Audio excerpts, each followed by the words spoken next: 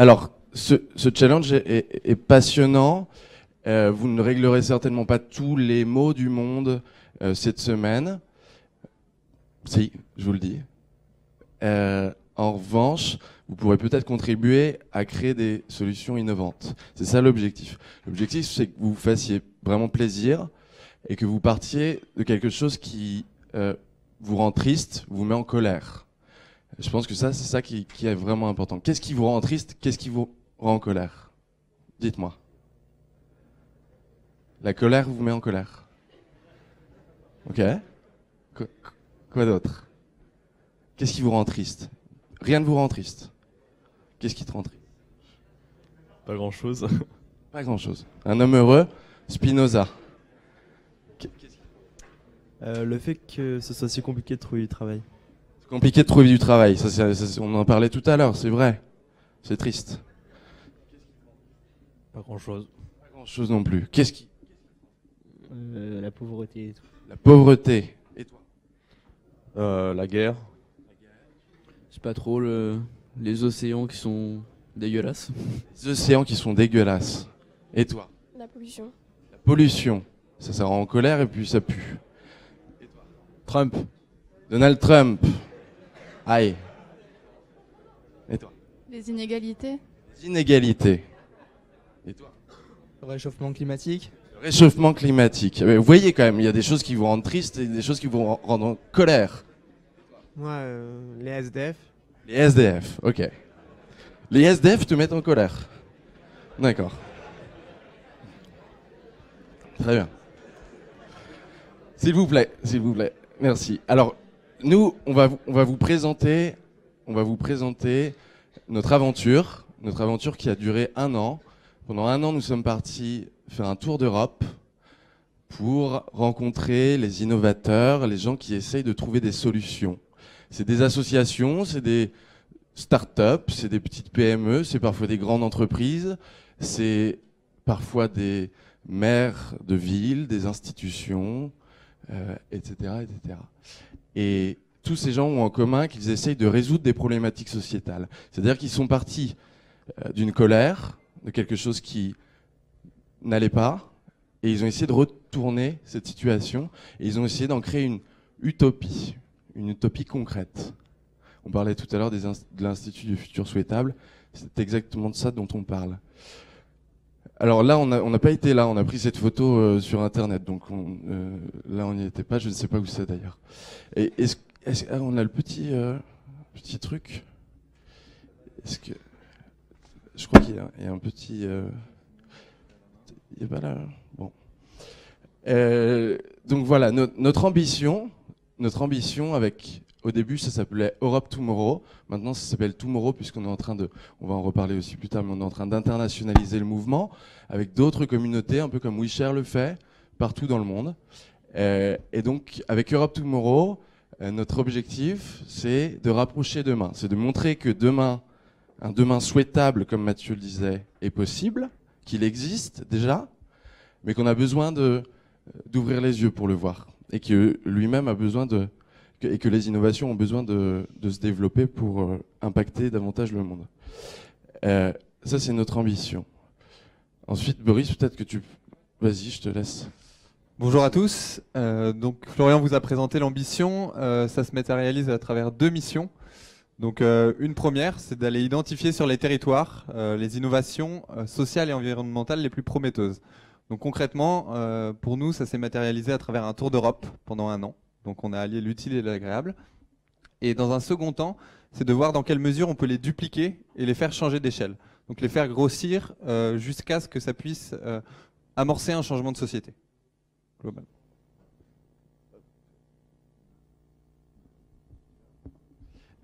Et donc voilà l'itinéraire. Alors ça, c'est juste pour vous rendre jaloux. Donc on a fait une vingtaine de pays, ils ne sont pas tous mentionnés ici. On a essayé de voyager avec le printemps. Pour pouvoir se baigner en Grèce quand on est arrivé en octobre. Et au-delà de ça, c'est vrai en même temps. Et au-delà de ça, on est revenu avec, après avoir fait 25 000 kilomètres en train, voyagé dans 45 grandes villes et donc une vingtaine de pays. On est revenu avec un peu plus de 2500 solutions, des solutions concrètes, comme je vous disais tout à l'heure, des associations, des entreprises et des institutions. Et ça, on l'a fait grâce à un réseau de partenaires comme HEK, comme WeShare, comme l'Institut des Futurs Souhaitables, qui ont des gens sur place. Et à chaque fois qu'on arrivait dans une ville, on rencontrait une tête de réseau qui nous redispatchait ensuite sur les acteurs locaux qu'on pouvait rencontrer de cette manière-là. Alors évidemment, on a fait beaucoup de veille aussi sur Internet, ce que vous allez devoir faire tout à l'heure. Pardon ? Ah, ok. N'hésitez pas, hein, si vous voulez intervenir, si vous voulez dire des trucs, dites-le. Hein. Ok.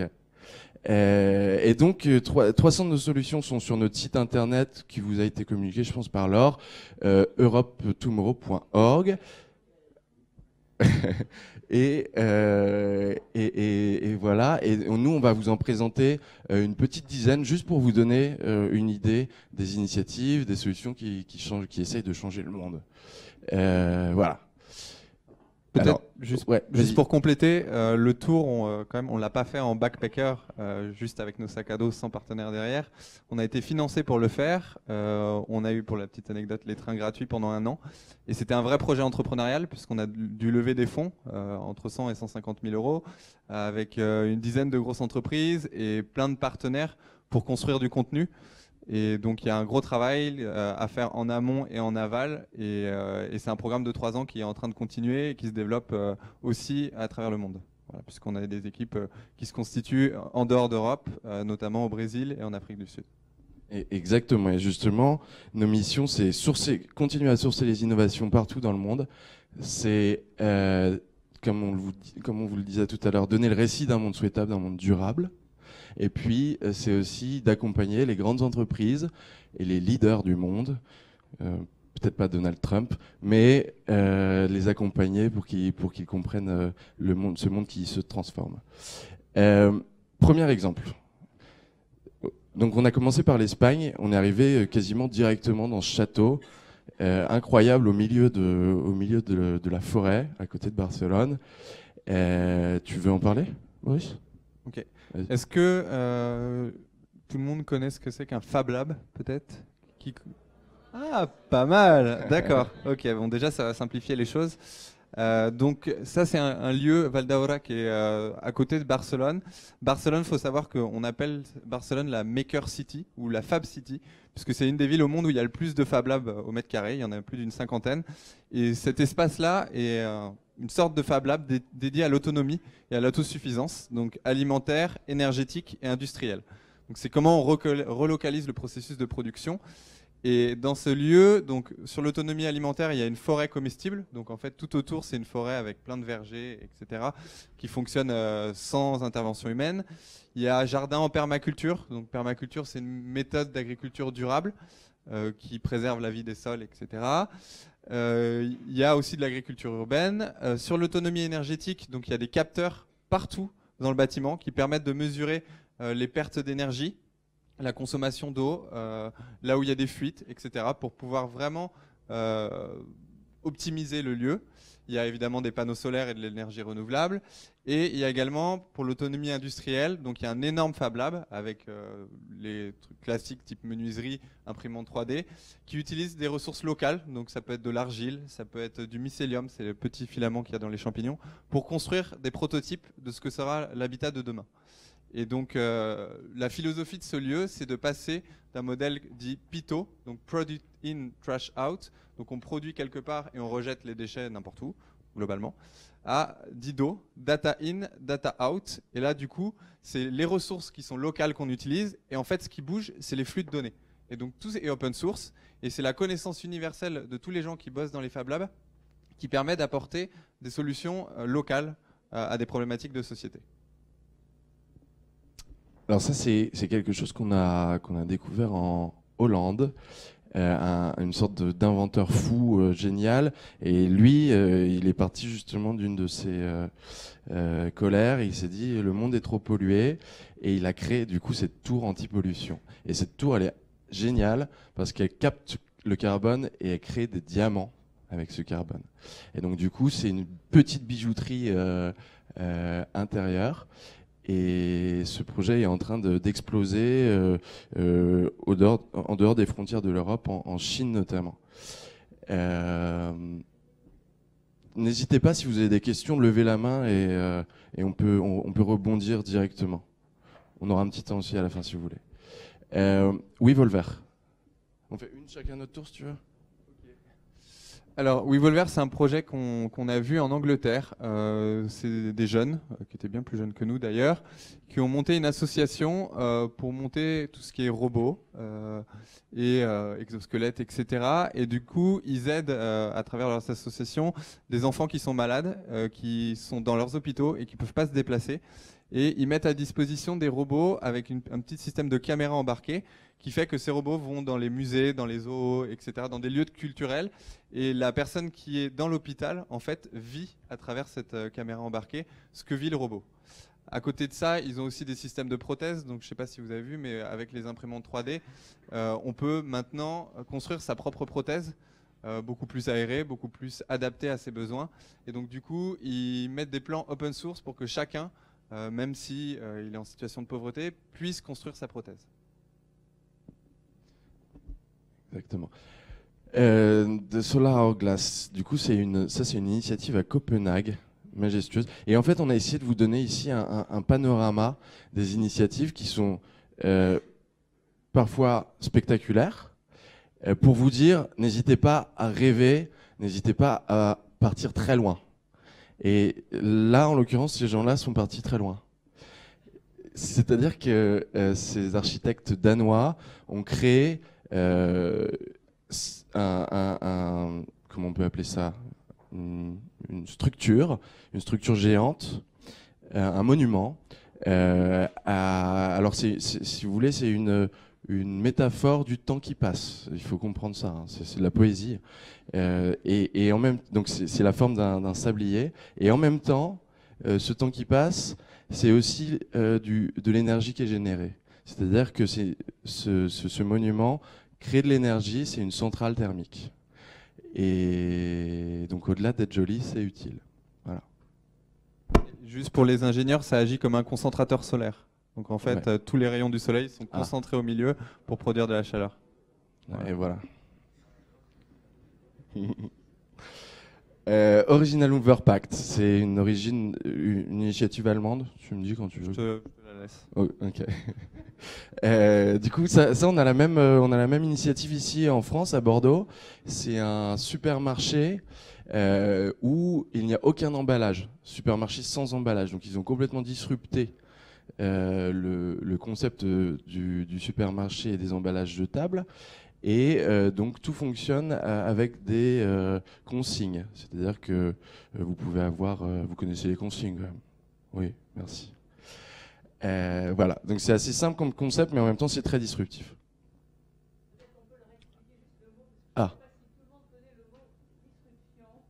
Qu'est-ce que c'est la disruption? Quelqu'un peut définir la disruption ici? Alors la disruption, c'est quelque chose qui est en décalage, tout simplement. C'est quelque chose qui fait rebond à une autre chose. Je peux le définir comme ça? Tu veux dire quelque chose, Boris, toi? Pour les ingénieurs, un synonyme, c'est radical. Une innovation radicale, c'est une innovation qui change complètement la donne. Il y a les innovations incrémentales qui en fait rajoutent quelque chose sur une innovation, et radical ou disruptif, c'est qu'on transforme un modèle. Ok, c'est clair pour tout le monde? Cool. The Ocean Cleanup, on parlait tout à l'heure de la pollution en mer. Ok. Donc, si mes souvenirs sont bons, l'entrepreneur qui a monté ce projet, il était mineur quand il l'a monté. Ouais, il a 16 ans. Et il a fait un buzz énorme. Et il est parti du constat, comme un de vos collègues d'ailleurs, que les océans sont extrêmement pollués. Il y a même d'ailleurs un nouveau continent qu'on appelle le continent de plastique qui s'est formé dans l'océan Indien et l'océan Pacifique. Donc ça montre à quel point il y a de la pollution. Et en plus, le plastique agglomère tous les produits chimiques et les déchets. Donc c'est encore pire. Et donc ce jeune-là, il s'est dit, bah, moi je vais carrément filtrer les océans. Et donc il a installé des systèmes qu'il est encore en train de tester. D'ailleurs, il a levé des millions d'euros pour pouvoir le faire. à 19 ans, je crois, pour le coup, ça. Et du coup, ce sont des filtres qui essayent de ramasser les déchets de plastique de moyenne taille et de plus grosse taille sur des kilomètres à la ronde. Donc c'est un peu comme la pêche en eau profonde, qui est pour le coup pas très éthique. C'est qu'on ramasse le maximum de choses et on laisse passer, là, sur ce projet-là, les poissons de telle manière à ce qu'on ne détruise pas la biodiversité en voulant faire quelque chose de bien. Exactement, et tout est aspiré justement dans ces tours, puis collecté ensuite. Toujours sur le plastique, Precious Plastic, c'est aussi un projet hollandais. On a rencontré beaucoup de projets aux Pays-Bas. Et Precious Plastic, lui, c'est aussi un entrepreneur de génie qui a commencé assez tôt. Il a d'abord créé le Funblocks, qui est un téléphone qui était censé être cellulaire. Comment on peut définir le Funblocks? C'est un téléphone en différentes parties, en kit? Oui, en kit, c'est ça, ouais, tout à fait. Et qu'on peut assembler, donc du coup, on assemblage, voilà. Ouais, exactement. Et ensuite, il a créé ce projet-là avec l'idée de faire de chacun, de créer des artisanats, du plastique. Donc de créer des petits shops, des petits magasins à chaque coin de rue, un peu comme les Fab Labs, mais autour du plastique. Et donc l'idée, c'est que avec Precious Plastic, vous pouvez fabriquer votre propre machine pour faire votre fil, comme on peut le voir ici à gauche, faire votre fil en plastique. Donc vous mettez vos bouteilles de plastique et tous les plastiques que vous avez, vous fabriquez votre fil, et ensuite une communauté en ligne vous permet de bénéficier de tous les schémas, et vous pouvez fabriquer vos propres objets avec ces schémas-là. Et hormis la fonction décorative, avec une bouteille comme ça, on peut aussi lutter contre la pauvreté. Par exemple, il y a un projet en Afrique qui utilise les plastiques pollués pour faire des filets de pêche et pour valoriser le métier de pêcheur, qui est un métier ancestral dans de nombreux pays. Complètement.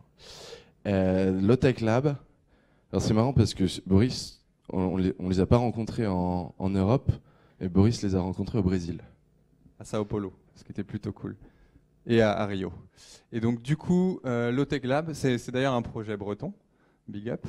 Et du coup, eux, ils sont aussi sur l'autonomie, mais sur un bateau, un catamaran. Et ils veulent voir, donc en situation de contrainte, à savoir ce bateau, à travers les océans, comment on peut avoir des processus technologiques, donc qu'on appelle low-tech, qui ne sont pas à haute valeur technologique, qui peuvent répondre à des enjeux de société. Donc concrètement, sur ce bateau, ça se matérialise à travers, donc il y a un poulailler au fond du bateau, il y a de la culture d'algues, culture de spiruline, donc c'est une algue hyper protéinée, il y a de l'hydroponie tout autour pour faire de la salade, des blettes, il y a de la culture d'insectes, donc là tout ça c'est autonomie alimentaire, il y a également des petits panneaux solaires, des éoliennes, une hydrolienne sous l'eau pour pouvoir capter aussi de l'énergie, et toutes les techniques low-tech pour pouvoir être entièrement autonome. Même le frigo, c'est une espèce de boule d'argile avec de la terre qu'ils humidifient. Il y a un désalinisateur, enfin vraiment, il y a plein de petits objets, tous très intéressants. Et ils font un tour du monde pendant, je crois, 3-4 ans 3 ans. 3 ans, pour aller découvrir encore toutes ces low-tech qui existent en Afrique, en Amérique, en Asie, etc. Alors, ça tourne, c'est des équipes, mais ça va de 2-3 à 7. Et sur le même projet, il y a aussi, enfin sur le même esprit, il y a Energy Observer qui est sur l'autonomie via l'hydrogène, et là ils sont 25-30, donc c'est pas le même. Ok. Ça c'est un eco center, un data center pardon, qu'on a rencontré en Suède. Et la particularité de ce data center, c'est qu'il est complètement autonome en énergie, et au-delà de ça, il alimente la petite ville à côté de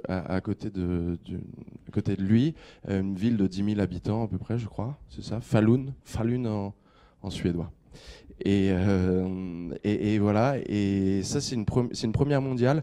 Il faut savoir aussi que tous les data centers du monde évidemment consomment énormément d'énergie, et de plus en plus commencent à adopter cette démarche vertueuse et écologique.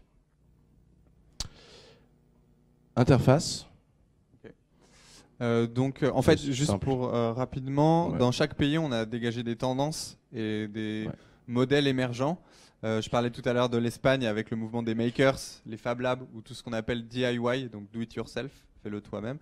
Les Pays-Bas, Danemark, c'était beaucoup plus ce qu'on appelle l'économie circulaire ou encore les clean tech, technologies vertes, énergie renouvelable.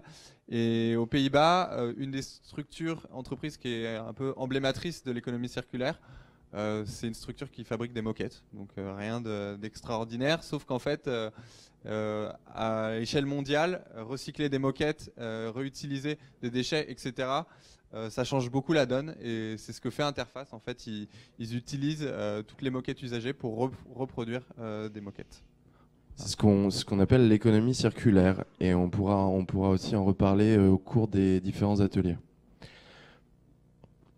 Shower Loop. Alors Shower Loop, c'est exactement le même principe, c'est-à-dire qu'on utilise un circuit fermé avec l'eau et du coup les économies sont, je crois que c'est 90% d'économie d'eau sur ce type de douche. Donc là, c'est vraiment une invention technologique. Vous voulez rebondir sur la douche ? Non. Ok. Tu veux dire un truc ? Juste, on ne se relave pas avec l'eau sale qu'on a utilisée précédemment. Ah oui, c'est pour ça. Même, l'idée, c'est qu'il y a un filtre et qu'on utilise de l'eau propre à nouveau quand même. Voilà. Alors on a presque fini, on en a encore 2 ou 3. No City, donc au Portugal, à Porto. Yes. Donc je ne sais pas si vous avez remarqué, mais il y a un retour qui s'opère depuis, bon, pour vous c'est peut-être un peu tôt, mais depuis une dizaine d'années, il y a un énorme retour de l'agriculture en ville, donc d'agriculture urbaine, que ce soit à travers des jardins partagés, des potagers collectifs, même des fermes urbaines. Alors ça peut être sur du low-tech ou du high-tech, avec notamment l'hydroponie, l'aquaponie. Et au Portugal, donc on a rencontré un entrepreneur qui monte en fait des systèmes de bacs qui permettent de faire de l'agriculture urbaine sans trop s'en occuper. Parce que c'est souvent le problème, en général, on arrose les 3 premières fois parce qu'on est content de l'avoir, et puis après, ça commence à dépérir. Et là, en fait, c'est un système ingénieux qui fait qu'on met de l'eau une fois, et après, en bas du bac, et ça monte par capillarité, et ça arrose les plantes au fur et à mesure à travers les journées qui passent. Voilà. Et après, ils ont plein de systèmes pour mettre des graines dans des petits, de la laine de verre, enfin des substrats, qu'on peut mettre sur les murs et qui font des plantes, donc ça peut être des aromates ou des légumes. L'idée est vraiment de démocratiser la culture urbaine. Et c'est super intéressant ce projet-là parce au début ils ont lancé une campagne de financement participatif, une campagne de crowdfunding pour lancer leur projet, et ça a cartonné, ils en ont vendu partout, ça a été au-delà de leurs espérances, et du coup ça leur a donné une impulsion incroyable pour lancer ce projet. Ça c'est un projet qui n'est pas européen, c'est un projet qui est américain, Solar Roof, c'est Tesla, donc c'est Elon Musk qui a lancé ce projet incroyable. Et au-delà d'aller sur Mars et de lancer des fusées sur Mars, Elon Musk fait aussi des tuiles solaires. Et ces tuiles solaires sont l'énergie qui se crée de ces tuiles solaires, qui sont esthétiquement très réussies d'ailleurs, et sont cumulées dans les batteries Tesla aussi, qui permettent ensuite d'alimenter toute la maison en énergie, la voiture aussi, la voiture Tesla si de préférence.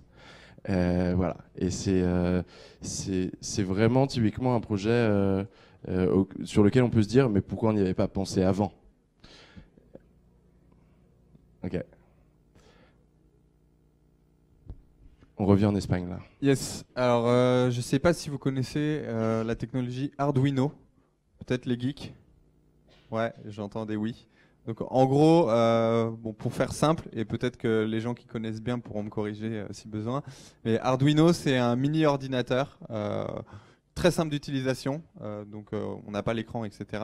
Mais en fait, c'est sur une technologie ouverte et open source, ce qui permet de construire un peu n'importe quoi à partir de ces mini ordinateurs qui, pour le coup, ne coûtent pas très cher.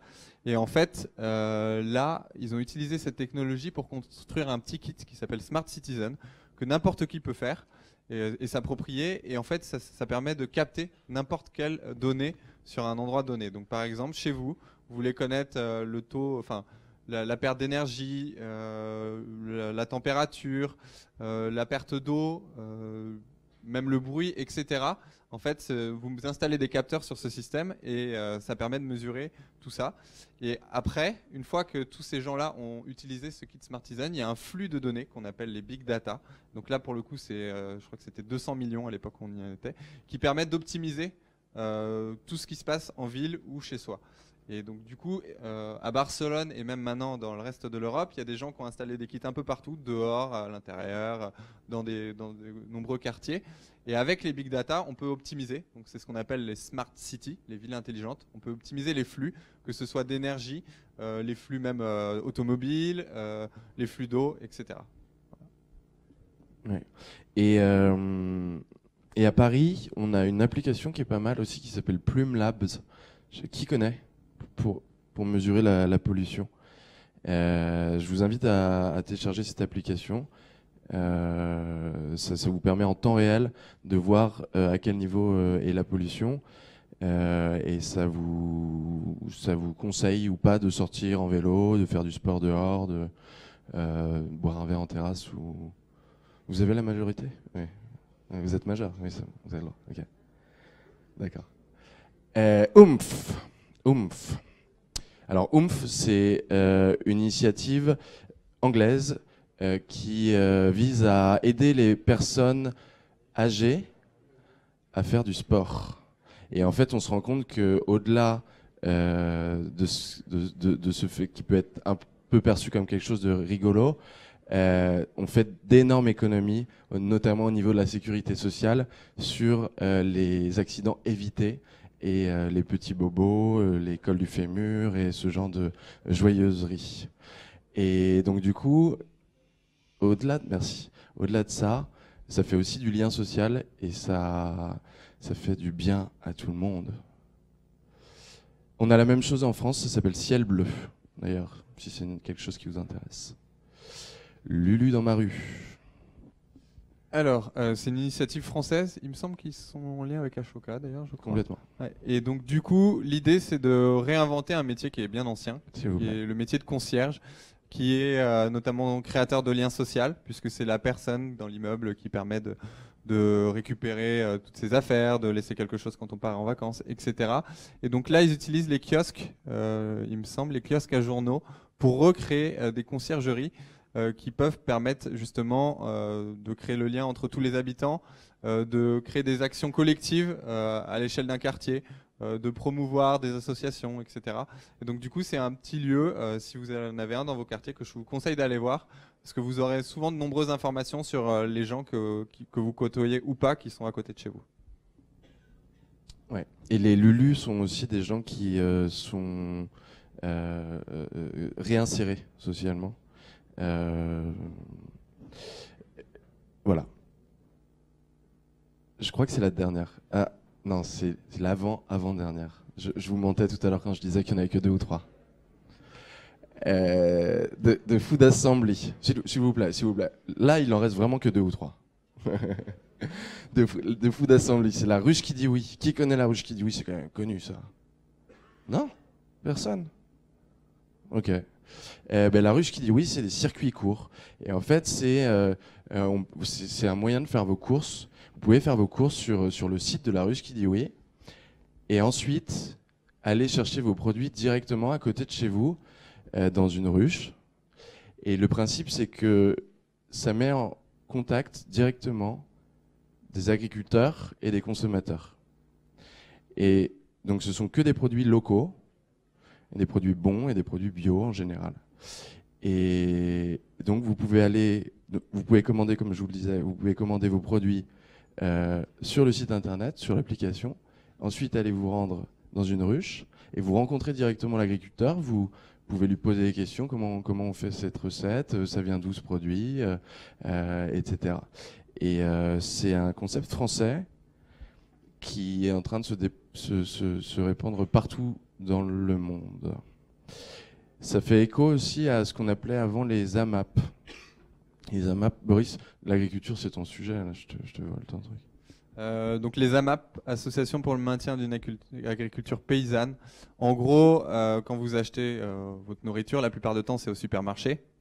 Vous voyez d'ailleurs de l'abondance, donc ce qui cache quelque chose et qui sont les limites du système industriel. Les AMAP en fait luttent contre ce qu'on appelle des circuits longs, donc c'est-à-dire que entre le producteur et le distributeur, il y a plein d'intermédiaires qui fait que souvent le producteur est lésé financièrement ou socialement. Et donc les circuits courts, c'est rapprocher le consommateur de l'agriculteur pour diminuer les coûts, avoir des produits plus locaux, souvent plus sains, et faire en sorte que les agriculteurs puissent s'en sortir, globalement. Merci. La tablée des chefs. Je te laisse... Je passe. La tablée des chefs, ça ressemble un peu... En fait, c'est un mix des deux précédentes. C'est Lulu dans ma rue, avec des... Non, en fait, c'est pas du tout. Si, en fait, donc du coup, ce sont des chefs qui cuisinent des repas pour les SDF. Et évidemment, ces chefs sont bénévoles et les repas sont gratuits. Et c'est à Nantes. Et ça lutte contre le gaspillage. Pardon, c'est des produits, excusez-moi, c'est des produits aussi, oui, qui sont récupérés dans les supermarchés. C'est des produits qui sont moches, abîmés parfois. C'est des produits qui sont en fin de date limite, mais qui sont tout à fait consommables. Et la tablée des chefs fait partie de ces associations qui récupèrent ces fruits, ces légumes, ces produits, ces denrées alimentaires qu'on jette à la poubelle. C'est un vaste sujet, les déchets. Slow food. C'est la dernière du coup ? C'est la toute dernière. Ok. Voilà, on voulait... donc encore sur l'alimentation, slow food, comme le nom l'indique, c'est l'idée de se réapproprier le temps long, notamment dans la consommation alimentaire, par rapport à tous les enjeux qui existent par rapport au fast-food, donc McDonald's et compagnie.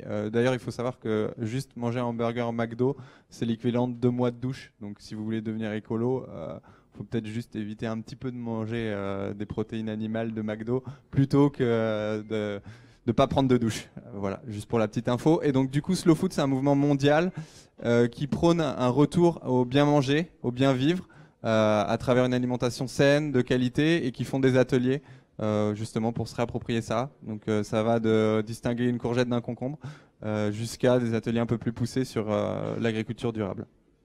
Et juste peut-être, tout ce qu'on vous présente, ça peut vous paraître anecdotique, et peut-être même l'entrepreneuriat social et l'innovation sociale, ça peut vous paraître anecdotique, mais je vous assure que il faut, à mon sens, retenir ces notions-là, parce que ça va vraiment devenir mainstream, et d'ici 20 ans, même 10 ans, ça sera une tendance généraliste partout dans le monde, et nous on l'a bien vu depuis quelques années, donc profitez bien de cette semaine pour voir ce qui se cache derrière ce terme.